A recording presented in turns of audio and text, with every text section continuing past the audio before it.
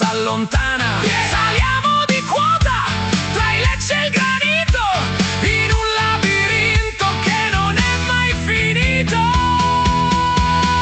Sulla S125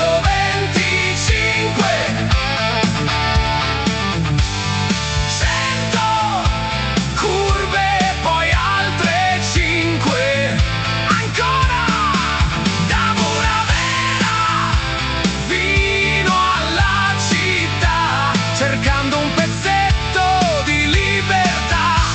Asfalto che scotta, cuore che va, Cagliari aspetta, ma il tempo si ferma qua.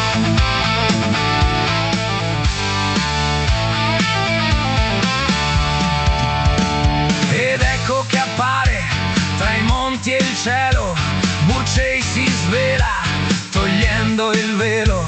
Paese di pane, di boschi e tradizioni, dove si scaldano le emozioni. Ma c'è una tappa, un rito fatale, frena, accosta la ruota. Al bar su passo la mente si svuota. Non è solo un bar, è un'accoglienza vera, che tu arrivi all'alba o che sia già sera. Ti fermi per bere, togli la tuta, ma se senti il profumo la dieta è perduta. Culurgione sfatti in casa e il porceddu che attira, ogni boccone è un sogno che il cuore respira. Taglieri abbondanti, sapori di una volta, su passo ogni sosta è la scelta più colta.